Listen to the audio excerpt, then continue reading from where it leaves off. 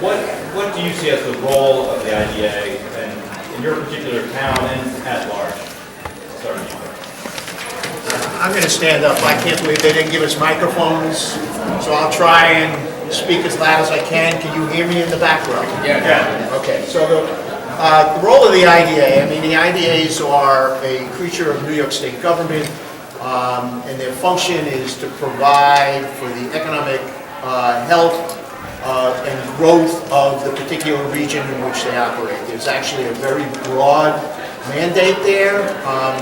As the name would imply, the core part of our business, the sweet spot of what we do on a regular basis is industrial in nature. We're providing certain tax advantages to industrial types of uses. Everything generally centers around a real estate transaction and tax benefits related to that real estate transaction. It can also involve machinery and equipment, but most of the time, I would say 99% of our transactions involve a real estate actual closing. Again, the mandate is pretty broad, and that allows us to step outside of that arena that I just talked about, the core industrial kind of arena, into things like revitalization of downtowns and to do housing and mixed-use projects that have a relationship to the growth of the local economy. So that's kind of pretty much the 30,000-foot level.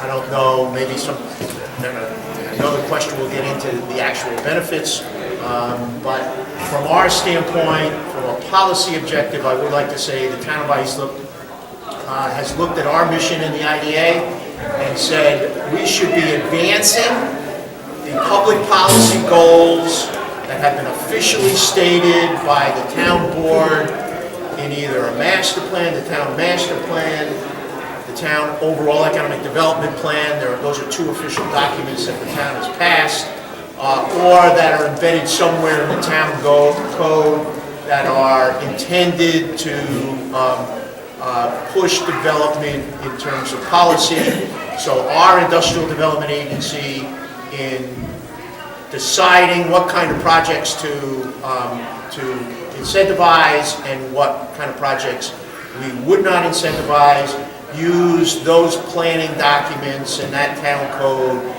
as a means for, or as a method for us to decide which projects that we would incentivize. Good afternoon. Yes. So I'll just add another layer to where Bill started off. New York State has over 100 IDAs. There are 8 here on Long Island. 3 of them are in Nassau and 5 are in Suffolk County. There's the Nassau IDA, Hempstead, and Glen Cove. And in Suffolk there is Islip, Brookhaven, Babylon, Riverhead, and we are the Suffolk IDA. So each, as a public benefit corporation, we are here to serve our local communities. So each IDA, while we work very closely together and we partner on our overall mission of growing the economy and creating jobs, we have board member Pete from Suffolk County. We also work very closely with local leadership to follow those initiatives. So for Suffolk County IDA, we operate primarily in Huntington, Hopog, Smithtown area. We also operate on in Southold and Southampton. So we always defer to the local town IDAs. There are some occasions where we may cross over on borders when invited to do so. And one of the myths I think we're all hoping to dispel today is that we are not in competition. We work together as partners. We meet as a consortium. We were formed as a consortium by LIA back in 2014, I think it was. And have since, on our own, continued to meet on a quarterly basis to talk about best practices and just in general how we can advance the economy here in both counties. My name is David Leno. I'm a partner at Rifkin Radler, and I do a tremendous amount of work with applicants that work with the IDAs. the interesting word that you've heard several times from Bill and Kelly, has been partnership. And what happens is when we work with the IDA, we're bringing your property owner, your developers, and what have you, to have a partnership with the IDA to build a better project that makes sense for the community and is financially viable. Bill referenced the benefits that are usually conveyed. Applicants are looking for three main benefits. There are pilots, which is a payment in lieu of taxes. It's a contractual obligation between the IDA and the developer for a set amount payment that is made to the taxing jurisdictions on a yearly basis. There is a exemption from sales tax on the project that is built, and there's also an exemption from the mortgage recording tax. Obviously, the most of the three of these, the pilot is the most valuable because of the fact that the number one hurdle to businesses coming to Long Island is real estate taxes. It doesn't make sense on a pro forma for a lot of the companies that are looking to do business on Long Island to in fact do it because of the fact that if they make an investment of $10, $20, $30 million into a community, the assessed valuations of their project will make the project really unfeasible for it to continue successful. So what the IDA does is it fills a gap that is necessary to promote business development, and the applicants that we work with, whether they're manufacturing companies, multifamily developers, or other public benefits, it's clearly a need to have a bridge between the community and the government to promote business. Thank you. It's good to be here. How's everyone today? Okay? Good. First of all, Richard Kessel. Someone just said to me hello. They congratulated me for my new position. Thought I went back to LIPA. So it just goes to show you. And by the way, wanted me to help them on their electric. Anyway, it's good to be here today. I just want to single out a couple of my fellow board members, Amy Flores, and up here, and Anthony Simon over there, and I think Louis Warren is on his way and coming, and maybe Tim Williams as well. We have in Nassau County a new IDA that really is moving pretty quickly to change the way we do business, thanks to the great work of our county executive, Laura Curran. I think, by the way, I think Laura is doing a terrific job. I've known Laura since she was a reporter at the Daily News, and she's come a long way. And she, one of the things that she wanted to do was to reform the IDA to make it more transparent, more effective. And I see Councilwoman Silverman, Marcia Silverman, who she and I have talked. Glen Cove, as Kelly pointed out, has an IDA. By the way, from my perspective, I don't like to mince words. I don't think all these IDAs, too many, it's too much duplication. In Nassau County, we've got Hempstead, and we've got Glen Cove, and we have Nassau County. And really, from my perspective, it'd be a lot more effective in Nassau County. I won't speak for Suffolk. That we had one IDA coordinating everything together. I think there are three goals of the IDA from my perspective. One is to try to attract new companies and new businesses to Nassau County. We need it. We can't keep raising property taxes. We've got to be able to expand the tax base. How do you expand the tax base? By using the IDA to attract companies to Nassau County to bring not only the revenues and the sales tax monies, but also the jobs that we need. We need to be able to bring hundreds of jobs to Nassau County to bring more people in to expand the tax base. That's number one. Number two, we have to fight like hell to keep businesses here that want to leave because it's cheaper to do business in other places. There is a huge war going on, and we're losing it in New York because companies are looking to places like the Carolinas and Virginia, Maryland. We're talking to them all the time, and let's be honest about it. The taxes are lower, life is easier, there isn't as much traffic, and so we've got a battle on our hands for those companies that are here to retain them. And I think, thirdly, affordable workforce housing. Amy and Anthony and Laura Curran in particular really believe that the key to Long Island's future is affordable workforce, if we can, transit-oriented housing. We've got Amazon coming. Like it or not, they're going to bring thousands of new people to Long Island City. We want to get some of those people to Nassau County, but they're not going to be able to afford buying a house, especially a lot of the millennials. You know, look, I'm from a different generation. When we were growing up, everything was, you know, when can I get my first car? The millennials is when can I get my first bicycle? It's a different world out there. And we have got to create affordable housing so that the millennials can live in Nassau County, work in Long Island City, work in Manhattan, and be able to go right onto the train right into the city. And that is critically important. I think Amazon is the biggest opportunity we have to attract new people to Nassau County, but we've got to be able to do housing and create affordable housing. From my perspective, that has to be the #1 goal of the Nassau County IDA, is to create affordable housing, and there have to be incentives to do it. Let me say one final thing. The IDAs, we get, I think, unfairly right. I'm not an expert in this. I'm an energy guy, but in the 6 months or so that I've been there, the one thing I've learned is that you've got to be able to work with the community to explain what we're doing. Because I think people have a misconception that if the IDA is involved, somehow it's bad for the taxpayers. And that's not correct.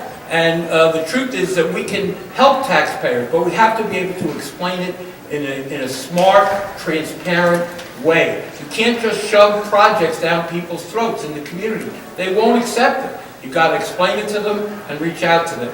And I think that's one of the goals of the IDA in Nassau County as we continue to grow and expand.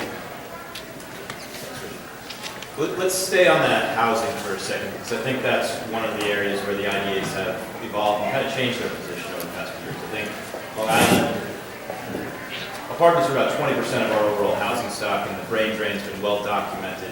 How have the IDAs shifted? How have they accommodated more housing, and what's the effect? Because I think people talk about jobs and don't understand that there's effects far beyond just the one super in that building and construction jobs that come with it. Can you talk a little bit about housing and why there's been a change with the IDAs? I'll start, sure. So we meet with companies on a regular basis to talk about expansion or relocation. And almost every single meeting we go to, we hear about the lack of skilled employment or highly skilled workforce and that availability. So we know that directly related to that is rental apartments, is multifamily. So as an agency, we focus on working with development, especially when workforce housing is also a component of the overall project. Because we've got to be able to provide a variety of housing choices to provide the employees that our companies are all looking for. And it's certainly, you know, as you say, well documented and something that we all talk about at every event that we go to.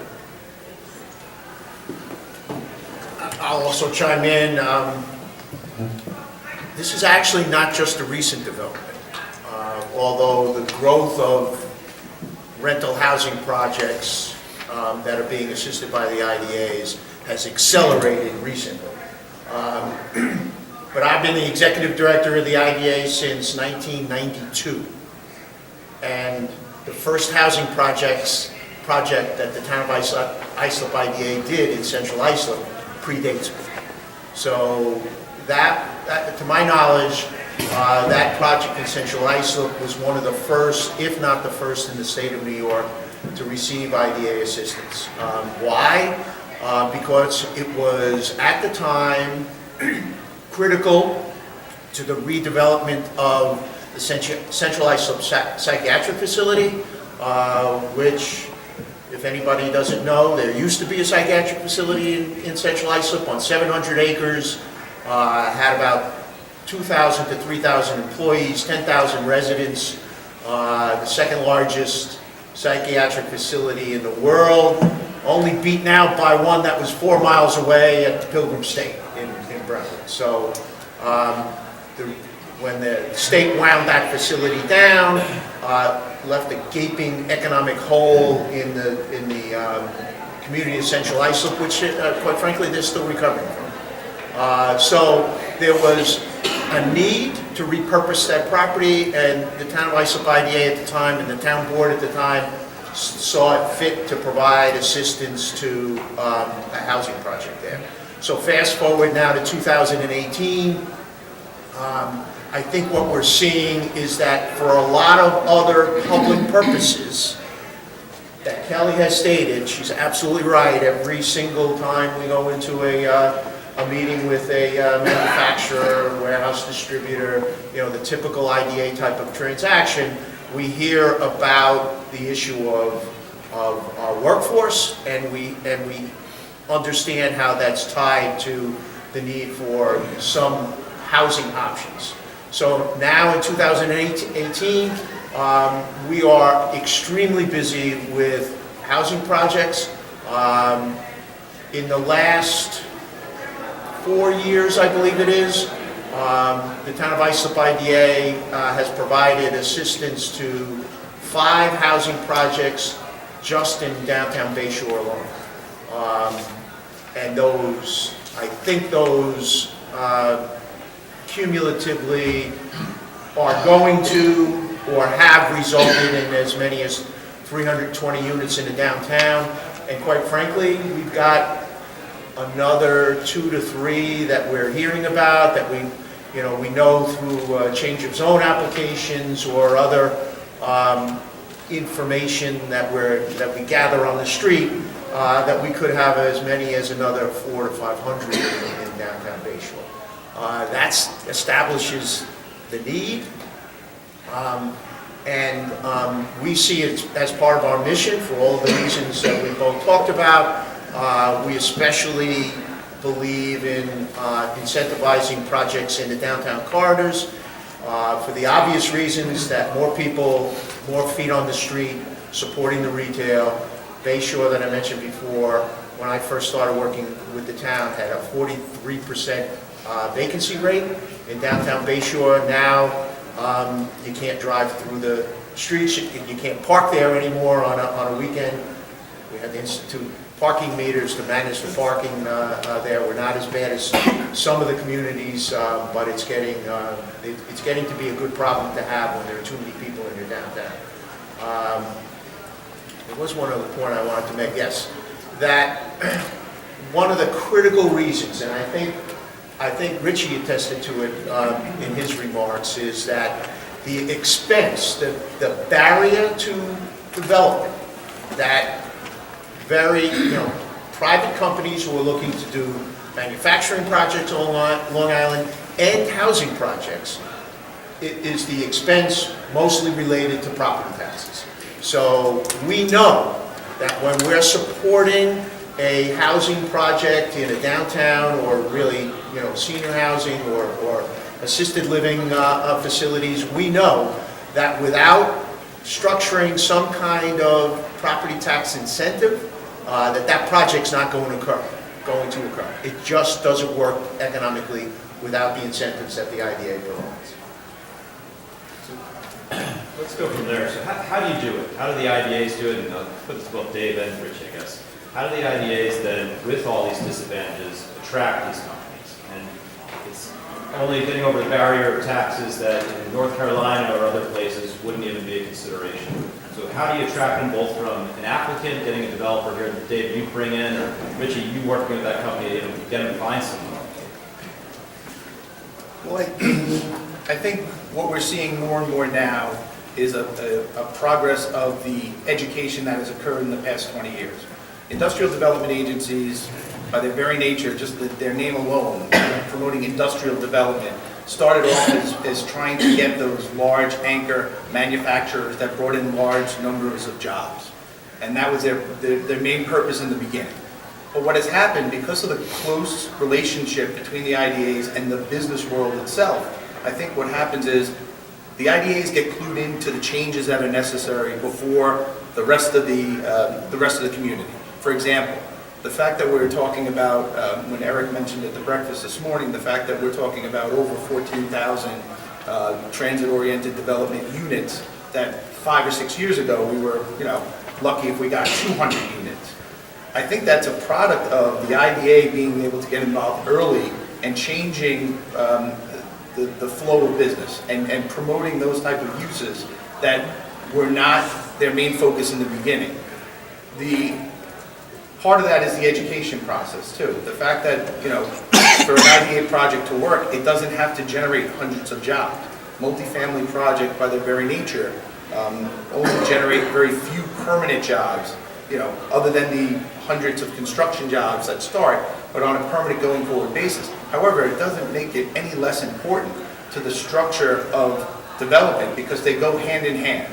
Industrial users want a young, educated workforce. That's only a product of the IDA promoting multifamily housing, workforce housing, any, millennial housing, however you want to call it. You're not going to be able to build those projects without the input and the partnership that is created between industry and the IDAs. I think one thing, IDAs have to be kind of like a marketing force. To be able to market Nassau County, or obviously Suffolk and Bill, I have to tell you, my hat's off, I'm not wearing one, but you've done a terrific job. Bayshore is just extraordinary. I think you deserve a lot of credit. I've read about you, and we've met over time. You've done a great job in Islip. But it's all about marketing, from my perspective.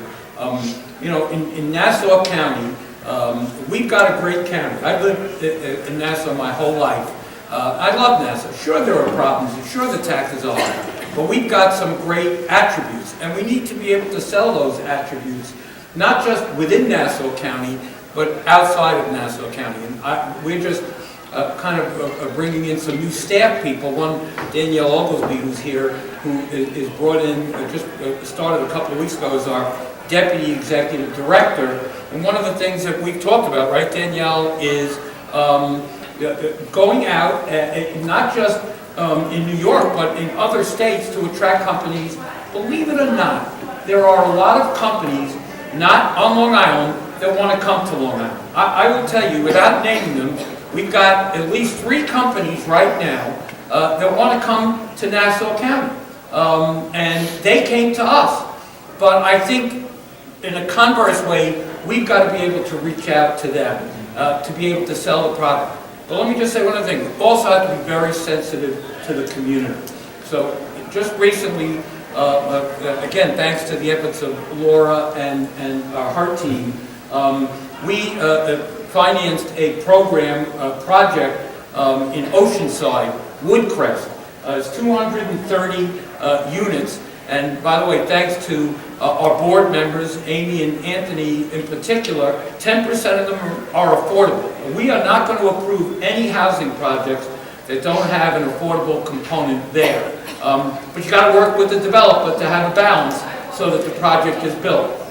The Woodcrest project is abutting the East Rockaway train station. And so the people that live there can walk right onto the train platform, go right into the city or out east or wherever they want to go to work. And that's very important. And also being a board member of Vision Long Island, transit-oriented development and this kind of affordable workforce housing is the future. But you've got to be able to sell it to the community. In the Woodcrest experience, a few people in the community got angry. You got to watch, because, well, if people move in, they're going to have kids. Kids are going to come to the school district. And that's going to overburden the school district. So I think transparency and working with the community is very important. The last thing you want is the people that are living here and that love Nassau County fighting you to try to do the right thing. So I think transparency and outreach to the community, especially elected officials and local superintendents, is critically important. Bill, can you guys speak to that as far as attracting business? But I think one of the other things that maybe the public doesn't fully understand sometimes is you're also working extremely hard to keep businesses. You have a part of your job is offense and going out, but the defense is very difficult too, to make sure you keep what we have. So can you talk about the kind of behind the scenes of both those aspects? Sure. I think it's just an economic reality. We play defense 95% of the time. Kind of like the Giants.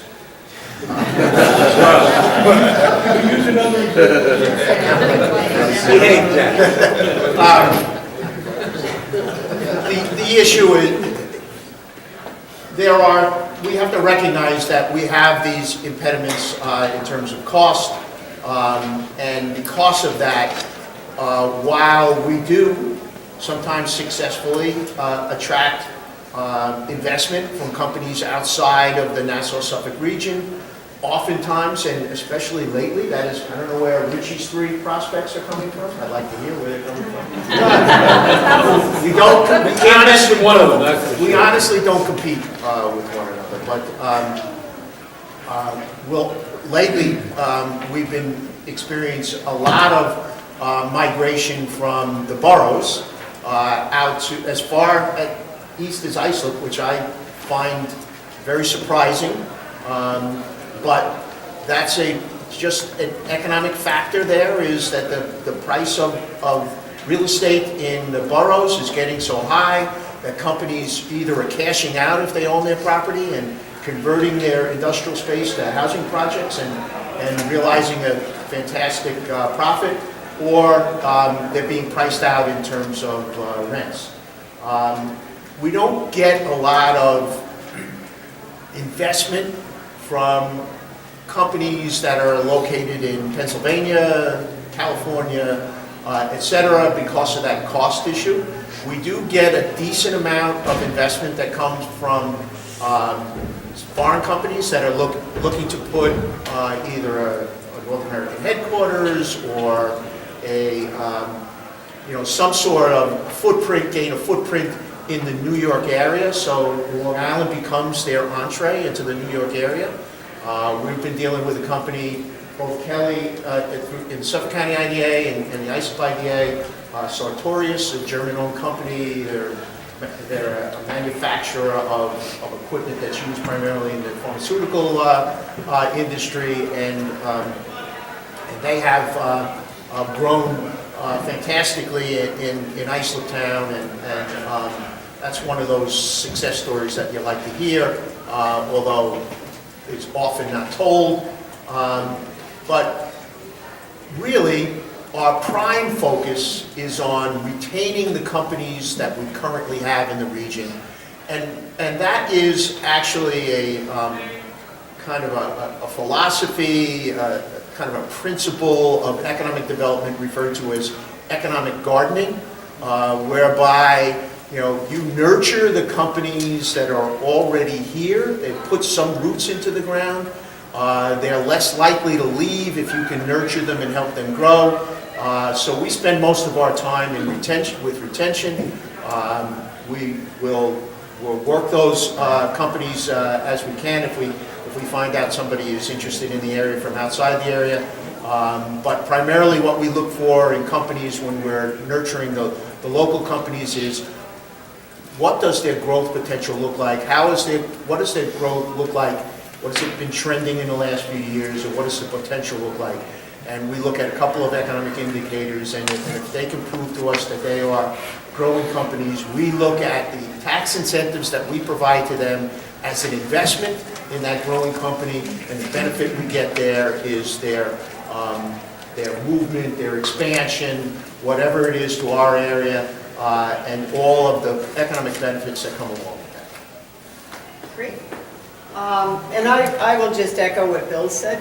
95% of what we do is certainly retention. And as Richie points out, marketing is critical for all of us. My colleague John McNally, who's here today, runs point on communications and PR for our firm as well as the marketing. And we work very hard. We have a robust budget every year. We have done outreach outside of the region. Our number one goal is to tell people about the region and most specifically, Suffolk County, because that's where we live and play. But it is so important not only to retain the companies that we have, but as Bill says, with the gardening and helping them grow, we see most of these companies are adding 50,000 square feet to their original buildings. They're adding another 100 employees. They're doing multi-phase projects. We have a company, Contract Pharmacal, that started back in 1975, and they started in the Hauppauge Industrial Park, which is where we do the most of our business. Second largest industrial park in the country, which is an unknown fact to many, and it's second to Silicon Valley. And they have grown now to 1,400 employees, and they have 10 locations. One is international. So that is just one of our few success stories that we see. But you know, in working especially with the Hauppauge Industrial Park, some of the things we try to do, vacancy there is less than 4%. I think it's closer to 3 at this point. So companies looking for large spaces are having a harder and harder time. So I think that's where we need to get creative and work together, which we are with the Hauppauge Industrial Association and the town of Smithtown, and looking at overlay zoning and looking at mixed use. The first mixed use building is going on the border of the park, and it's mixed use with office and retail, with flexible office space, and what we're hearing in terms of, you know, what millennials and new generation are looking for in terms of a workspace. And potentially, and I don't know if I should say this out loud, but you know, maybe mixed-use residential around the park as well.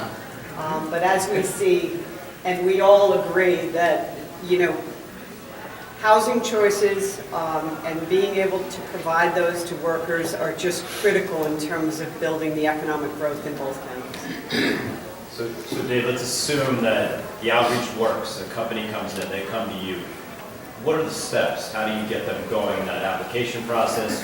What do they have to commit to? Can you talk about the interplay between the actual developer and the agencies that you deal with? Yeah, the process with the IDA is usually, for lack of a better word, a partnership. You know, the applicant will come in, there's an application process to make sure that the project fits certain criteria that are statutory, also some criteria with the IDA itself as far as the acceptability of the project.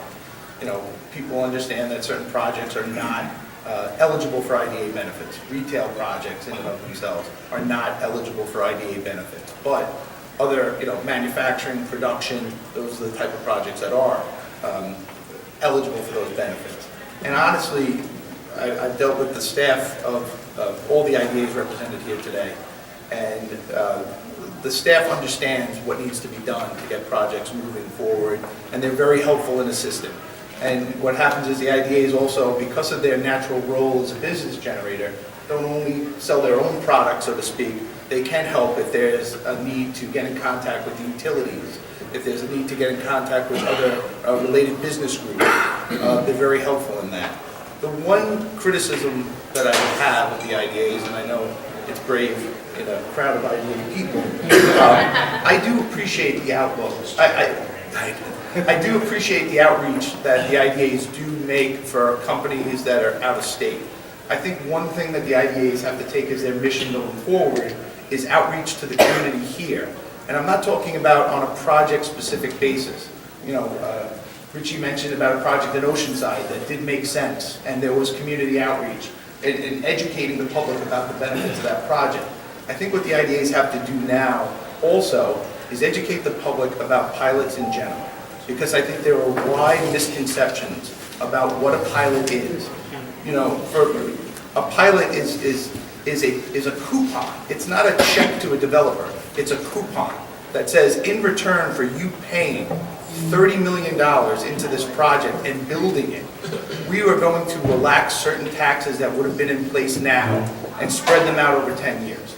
So the misconception about, well, it's going to unfairly impact my project, I think that's something we have to drill down, and I think the IDAs can be a catalyst for that, because when we're talking with developers and project you know, and they say, well, the property's assessed at 100,000 now, and when it's done with construction, it'll be 1.4 million.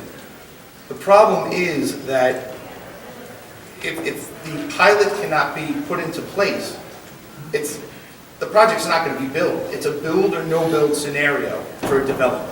And that's what people have to understand. They're not being taken advantage of. The tax shift is not unduly burdening them. And Sean, you're a tax cert attorney. You deal with the taxation system. I'm sure you could talk to this. How when you have a new project coming online and being added to the taxation pool, it's not creating this unfair shift that a lot of people talk about. And I think people need to be educated on that. First, don't try to take my role as moderator. But no, you can. I mean, there are many projects where we pencil it out, and if it doesn't get a pilot agreement, doesn't get an IDA agreement, it doesn't happen. We've seen them walk away. It's the real world. And those don't get covered because there's nothing to cover. Someone who looked at something and then went somewhere else. And this isn't a developer who's, you know, was going to do it here and just decided to put the money in their pocket. They went to New Jersey, they went to Westchester, they went somewhere else. That's a real world hazard. Kelly, you had something you wanted to say. Me too. We're Actually, like but we just arguing agreed. about who's going to say it, but that's all right. No, No, we're just passionate. No, I was saying I wanted to start this and then hand it over to Kelly with some other numbers, but actually, I believe David is right in saying that we haven't done a good job in getting our message out as to what the benefits are. And privately, I mean, we're saying this publicly right here, but privately, when we meet together, we agree with that concept. We, generally speaking, the IDAs have done a poor job of communicating the benefits of their projects to the public, and what happens as a result, the public has misconceptions about it. So the point about the public not necessarily understanding that they are bearing the burden of this increase in assessed value, and the fact that we are only abating future tax increases, well, I should say mostly, because there are times when we do actually have a negative impact on the taxable pool of assessment. But for the most part, we're abating the growth in assessed value, which means that nobody's really bearing any burden. You're just getting tax money that would have come to you quicker. If the project was built, you're getting it slowed down a bit over the course of however many years the pilot. And to the point of our attempts to get this word out, Kelly's going to talk about some data. Right. So as far as transparency too, and I just want to add that that's another area where IDAs are often accused of not being transparent and of not communicating well with the communities. We have a very robust oversight through New York State Authorities Board Office. We report on all of our projects on an annual basis. As a result of that reporting, the New York State Controller analyzes that data and produces a report on the results from the over 100 IDAs. So recently, the New York State Controller's report, actually the last one, which was 2016, came out, and there were cumulatively 812 projects supported by the Long Island region, that is Nassau and Suffolk County. The net tax incentives totaled $124 million. And the 812 projects produced private capital investment of over $12 billion in our economy. They also retained 51,000 jobs and created 50,000 new jobs.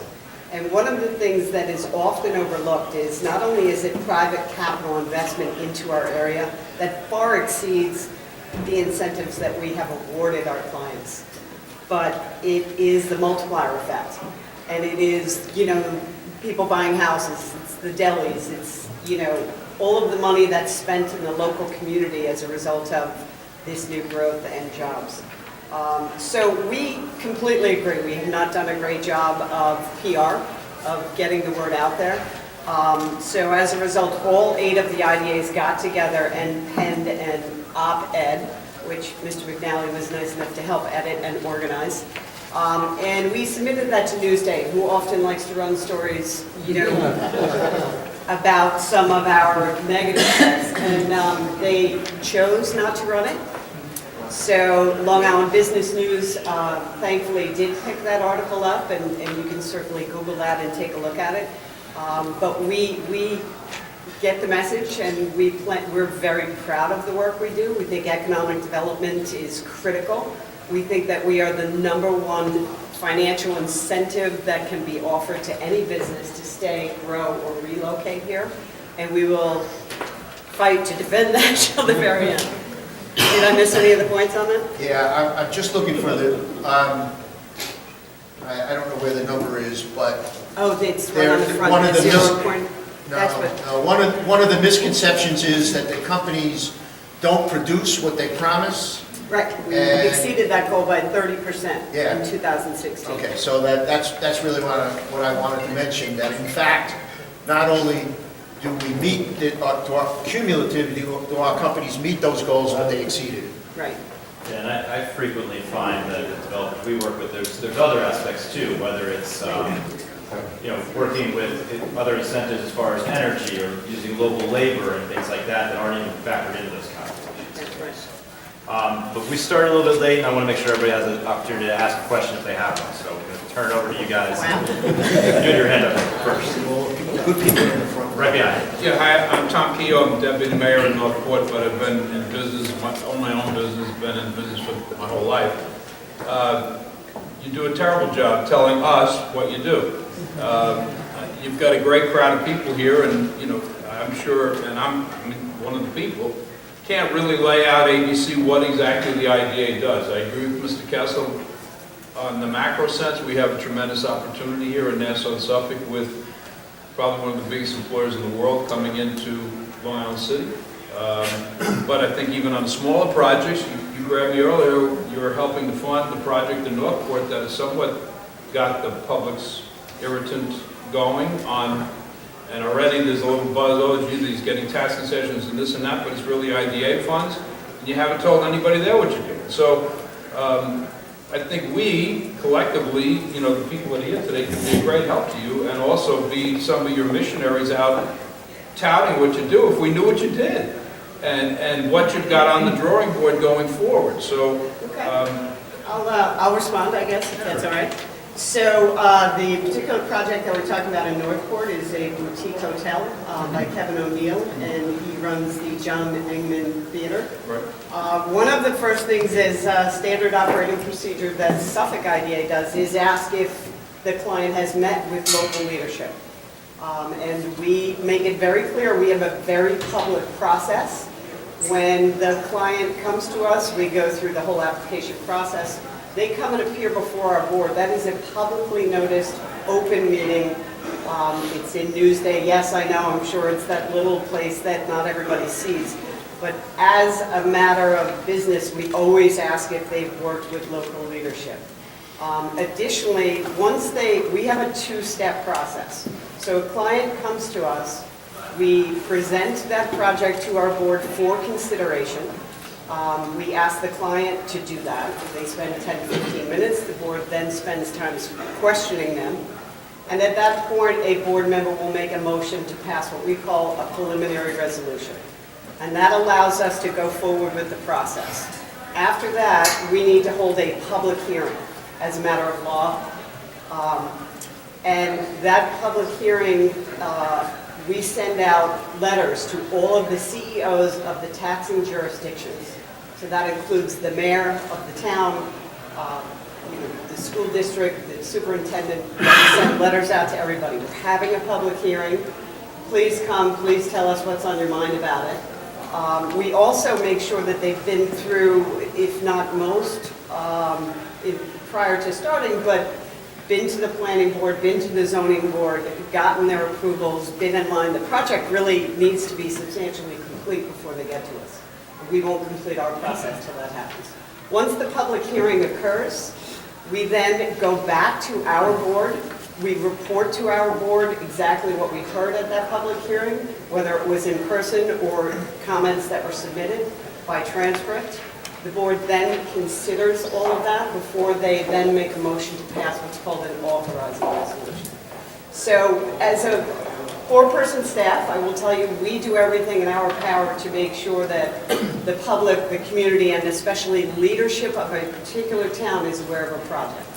We've done a lot of work in Huntington Station, a lot of work in Smithtown, so we have closer ties. Northport, as far as the mayor goes, this is really the first project that we've had in your town because of its size, and John follows diligently all of the communication, all of the articles, anything that's being said in the town, and reports that to the board as well. The misconception, though, is at the grassroots level by the citizens, is that certain projects are getting tax concessions and it's coming out of their pocket. Yeah, understood. So that's it. I'm not I being agree. critical. I think you guys do a great job, but nobody knows what you do and how you do it. Yeah, we're going to try and work on that.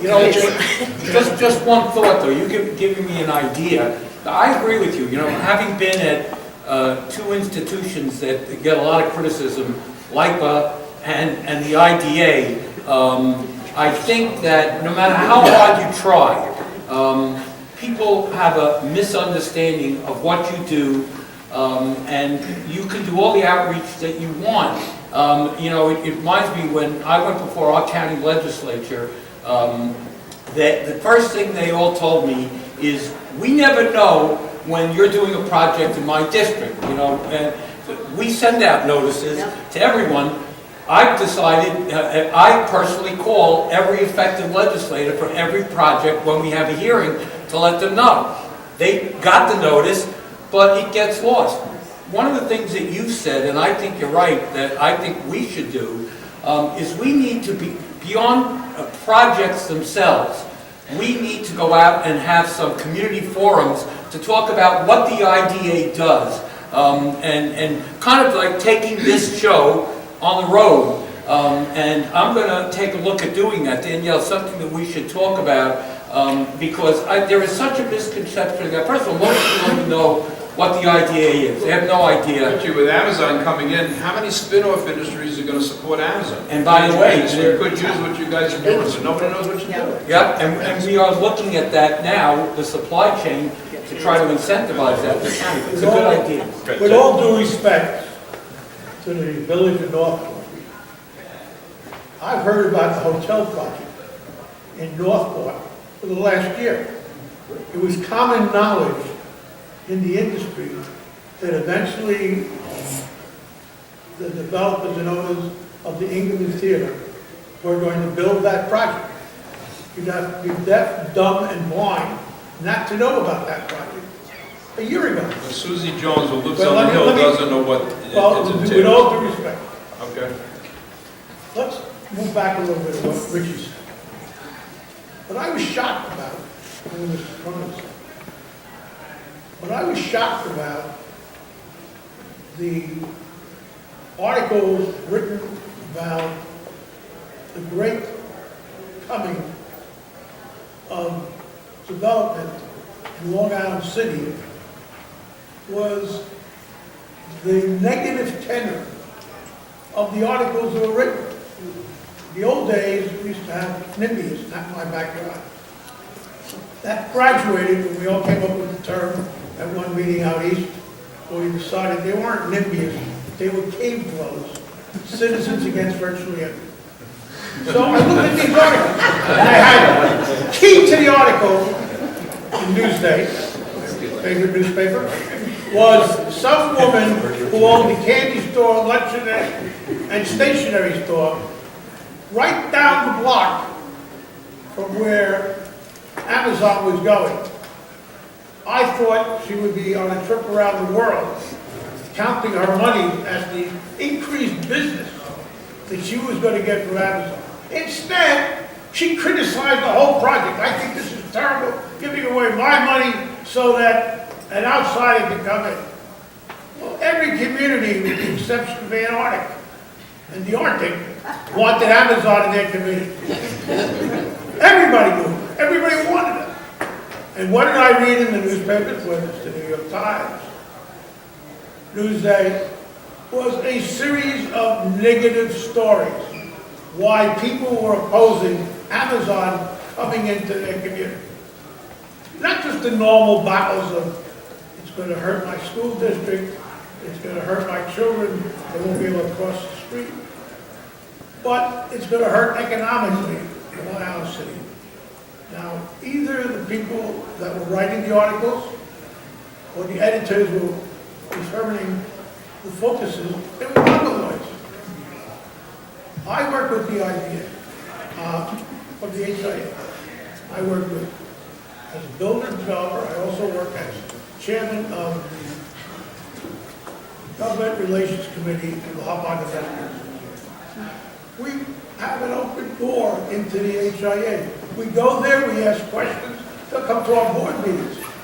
They'll help us in determining whether these are realistic goals.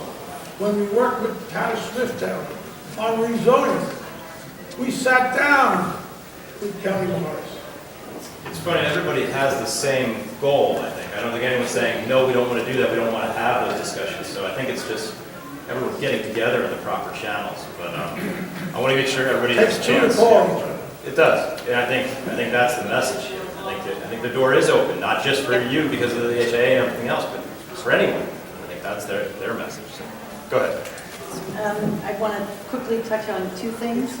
I respectfully disagree that the affordable housing components don't necessarily create permanent jobs. Depends on the scope of the project and the location, because you're building a community. Not having a paucity of workforce housing has a deleterious effect on Main Street. If there's no place for these people to live, they're not going to get a slice of pizza. And that's a silly anecdotal example, but that's so. I had contacted Suffolk IDA about 3 years ago for an affordable housing. It was mixed use, mixed income, but we didn't have 50% commercial. So it wasn't a fundable, it was an ineligible project. I would like to see the You did have IDAs. 50% or? We did not have 50%. It was less than 50% commercial. It was like 90% residential. So we were told we were ineligible. This was about 3 years ago. Well, it's usually the opposite. It's usually if you have too much, it's more than, I think it's more than 10%. If you have a retail or a commercial component on certain If projects. it's a retail component, Has to be it's- less than 30. it has to be less than 30% as determined by the cost of the project, not the square footage. Maybe it was the cost. It might have been the cost then. In any event, it was ineligible, but I would like to see the IDAs do two things.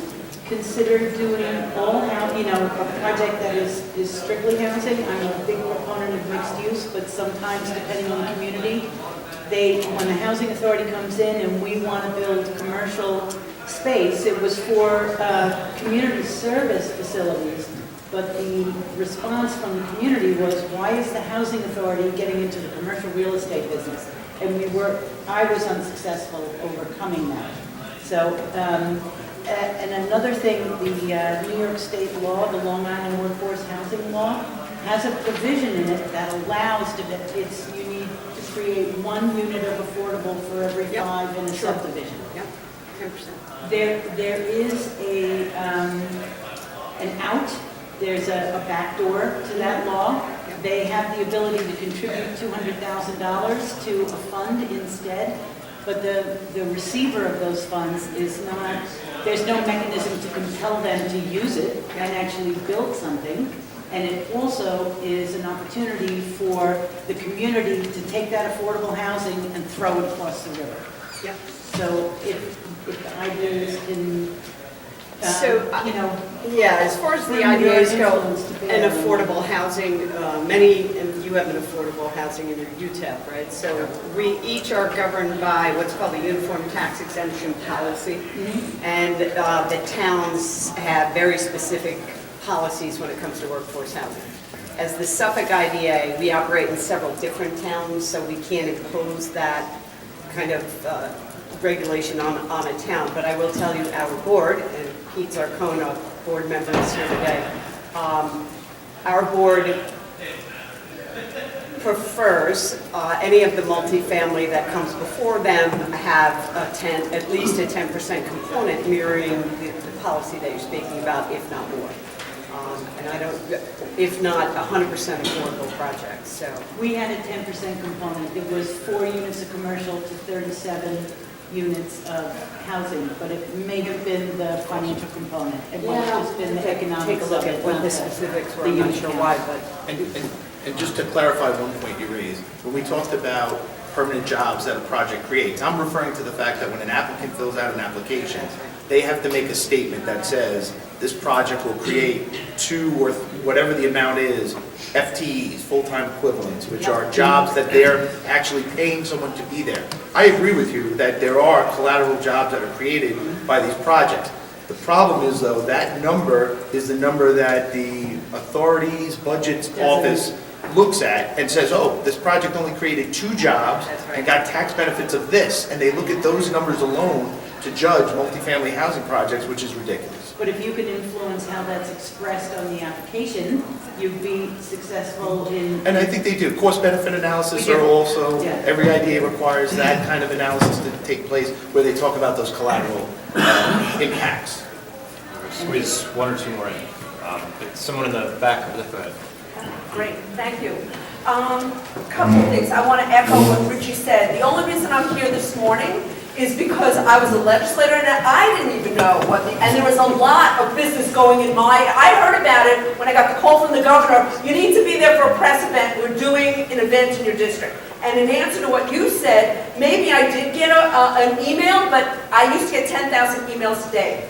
We need to know, and you need validators, and that will be your local legislators, get in front of the project. And to that, my new life, and I'm coming to you, is I'm now at Sunny May, and you're talking about a diverse portfolio of affordable housing for incoming workforce. Well, some of them are going to want to buy homes. How many of you know what the state of New York mortgage agency is? Raise your hand. Okay. I'm here to ask the IDA that I'd like to meet with you. I've already met with Richie. We have the state agencies have abilities and low-income mortgages and down payment loan assistance that we can help you. So it's not just rentals. So I'm here to do outreach to you. I'd like to call on you and offer you more to your portfolio for your incoming people. Please So, do, please okay. do. So We can I reach out to often you? work with all of our partners in New York State. New York State Economic Development, Okay. the utilities, workforce.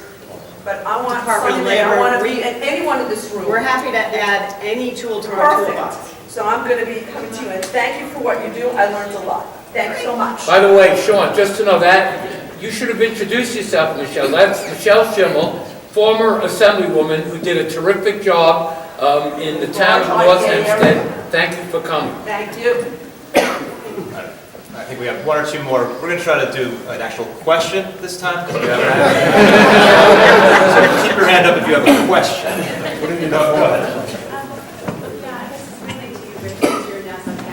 I didn't hear about the IDEA or what a pilot was until I moved to the village of Hempstead. And you are right, you have a horrible reputation there. You're basically the devil. Not me! I know a lot of my neighbors hear the word pilot, they think they're coming, they're putting crap in backflat neighborhoods again, and it's all these other people outside the neighborhood are deciding to put all this crap back here. And I'm really excited to have this chance to actually understand from you guys' point of view. The first thing I heard about was the pilot that was given to the Terrace Avenue. There's a big 100-unit apartment complex there. Basically, it was a slum. The slumlords sold it. This is how I understand it, at least. Sold it for a profit, from what I understand. And the people who bought it to fix it up got it as like a 30-year pilot. And you got a lot of kids using the schools and using the streets and the sewers and the village is sort of overburdened by a very low tax base as it is. And I was wondering if it was a long time ago, it was before your time, if you could address that. So when I'm talking to my neighbors, I can say, oh, this is why they did that. Yeah, well, I'll do it quickly. First of all, and this is part of the problem. It wasn't a Nassau County IDA project. It was a town of Hempstead IDA. They're the devil, don't worry. Freddie Pearl is not here today, but a great guy. But and that's part of the problem. You know, again, I know that a different set of rules and view in Suffolk County. In Nassau County, we've got Glencoe, right, Marcia? We have the town of Hempstead, and this is a perfect example of why we should have one IDA, because people don't understand the difference. You know, there are people that will come and they'll say, should we go to the Nassau IDA or should we go to the town of Hempstead? Maybe we could play them against each other. Where can we get a better deal? That does not happen. Huh? That does not happen. But it does in Nassau. It does in Nassau, trust me. We do not compete. We do not allow. It doesn't happen in Suffolk, it happens in Nassau. And we have an example of it right now, of a company that is from Hempstead, that came to the Nassau IDA because they're trying to figure out which IDA they can get a better deal from. So I'm for, and I know we disagree, I'm for one IDA in Nassau County. But I do want to make this point, and that is that the public has to have a better understanding, and we have to do a better job. Because, you know, I hear from taxpayers now, and again, half of them think they're ratepayers, but what they say is, well, wait a minute, I'm paying high taxes, I can't afford to live here, why doesn't the IDA bail me out? Not really understanding that in the end, we're helping to increase the tax base and reduce that tax burden. It's very important, because I think you guys stated that a lot of what we have to do is defense, and that is important. But you've got to be so careful, and it's a challenge to us. And certainly, as a new person on the block here, when a company comes in, it's retention. They want to stay in Nassau County. You've got to make sure that they're giving something in return for getting a pilot payment, and that's critically important. Because if they're not giving something, they're not renovating their business or expanding it, or creating more jobs. You got to really, you know, hold back a little bit to see, is this the right project to do? And that's exactly your point. There has to be a better education process. And by the way, no more car dealerships and self-storage facilities. We stopped that. The county executive said, you know, we've got to become a lot more transparent. And to the credit of Kelly and the Suffolk and Bill and some of you guys, Nassau, to be honest with you, was behind the times. We were not transparent. We have now changed a lot of our policies, and we do a lot of what Suffolk does, and hopefully we'll be as good as Suffolk someday too. That's what our goal is. Just one follow-up answer to Richie. I have to stand up and justify my existence, seeing that he wants to get rid of my... No, you're in Suffolk. I don't, Kelly and I, we've had this discussion oftentimes. We don't believe that we compete with one another. I've been at the IDA for close to 27 years. It'll be 27 years in February. Not one project, and I'm going to guess 250, 300 projects maybe. Not one project, not one time in 27 years have I ever said, oh, you've gone to Suffolk IDA and you got a 10-year abatement for this amount, I'm going to give you a 15-year abatement for even more. It just doesn't happen. So in our world. Sorry that But it's doesn't in Nassau Nassau County, and It's that a is not communication issue. and that is not healthy. The second point I wanted to make, I don't know anything about the complex in Hempstead. I know there's been a lot of controversy. And there's been a change in administration over there, and there's kind of a resetting of the course. However, I do want to stress this. I mentioned Bayshore before. We have 5 projects that are in the pipeline or have been built. Every single one of those projects, 5 projects over approximately 320 units of housing, are going to be generating more tax revenue under a pilot than they currently generate as either vacant lots or a underutilized and old facility. I think that's a great point. More tax revenue. Realizing something that already existed. I mean, which should have been done, but it wasn't a new project. It was fixing up something that already had people living in it. I think the point is that it increases the overall tax base in both instances. I think we'll have to end there. We got pushed back a little bit at the beginning. Sorry to the questions we didn't get, but a round of applause for our panel.